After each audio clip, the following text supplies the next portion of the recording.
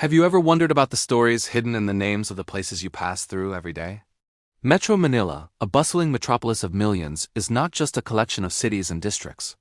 It's a living museum, and its place names are the artifacts telling tales of ancient kingdoms, colonial history, and the very land itself.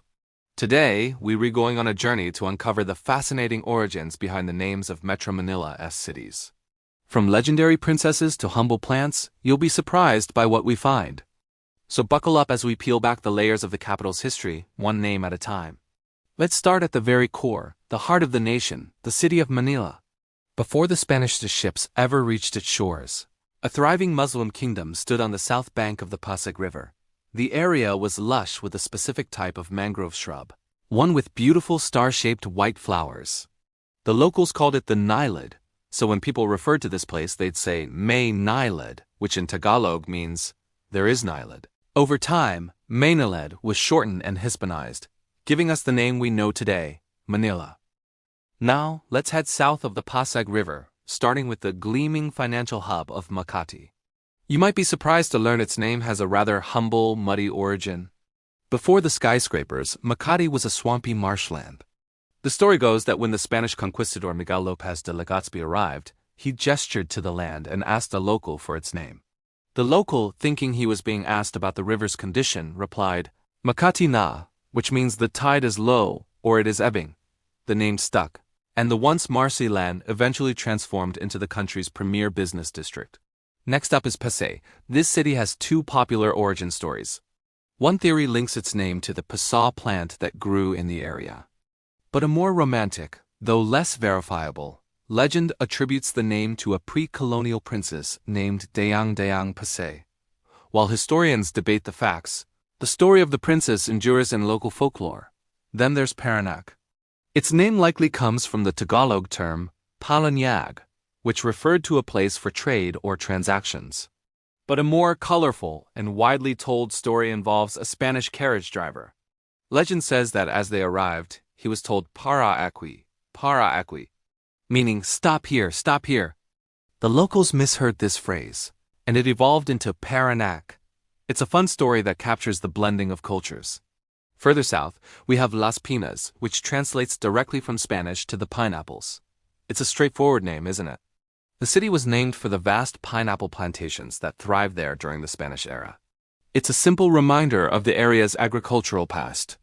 And just next to it is Muntinlupa. Its name is believed to come from the Tagalog phrase Monte sa Lupa, which means mountain on the ground. This refers to the area's slightly higher elevation compared to the surrounding flatlands, making it look like a small hill or munti. Now, let's journey to the eastern and northern parts of the metropolis.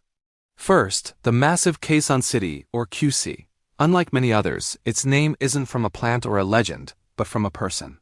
QC is named after Manuel L. Quezon, the second president of the Philippines.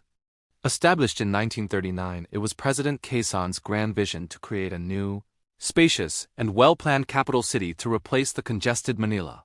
For a time, from 1948 to 1976, it was indeed the nation's capital. Nearby is San Juan, named in classic Spanish colonial tradition after a patron saint, Saint John the Baptist or San Juan Bautista. But San Juan holds a crucial place in history. It's the site of the Pimaglabanan Shrine, where the first major battle of the Philippine Revolution against Spain took place in 1896. Let's move to Mandaluyong. Its name is beautifully descriptive, believed to come from the Tagalog phrase Vemga Dalayong, which means large waves. This doesn't refer to the sea, but to the area's rolling, hilly terrain that resembles waves. It paints a perfect picture of the land's topography. The city of Pasig also gets its name from a geographical feature, the very river that flows through it. The name Pasig is thought to derive from an old Sanskrit word for river, or a Tagalog word mapasig, which describes the winding, meandering path of the river on its way to Manila Bay. How about Taguig? Before it became home to the modern Bonifacio Global City, Taguig was a rich agricultural land.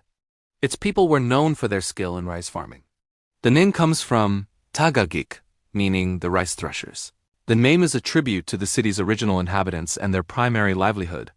And let's not forget Pateros, the only municipality in Metro Manila. Its name is tied directly to its most famous industry, duck raising. Pateros comes from the Spanish word for duck, pato. The town has been the center of the balut industry for centuries, and its name proudly reflects that unique heritage. Finally, let's explore the cities on the northern shores of Manila Bay. We start with Caloocan. The name comes from the Tagalog word looc, meaning bay or inlet. Caloocan thus means the innermost area.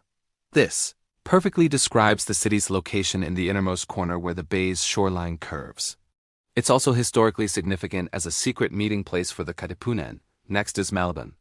The most accepted theory is that its name is a contraction of Mala Labong, meaning like bamboo shoots, referring to their abundance in the area long ago. Another suggests Malaking Iban or Big Bird. Either way, it points to the area's natural features before it became a major fishing hub. The city of Navotas has a name that tells a story of change. It comes from the Tagalog phrase nabutas, which means pierce through or cut through. This refers to a time when a part of the land was eroded by water, creating a new channel connecting to the bay. To this day, Navotas remains the fishing capital of the Philippines. Lastly, we have Valenzuela. Like Quezon City, it's one of the few places named after a modern historical figure. The city was originally called Polo, but in 1960, it was renamed to honor its most famous son, Dr. Peo Valenzuela. He was a physician and a key member of the Katipunan, a hero of the Philippine Revolution. And there you have it, a whirlwind tour of Metro Manila's place names. From ancient kingdoms and natural landscapes to colonial saints and national heroes, every name tells a piece of the Filipino story. The next time you see a sign for Makati, Muntinlupa, or Pasay, you'll know the history hidden within. Thank you so much for joining me on this journey through time and language. If you enjoyed this video and learned something new, please like and subscribe to my channel. Until next time, stay curious.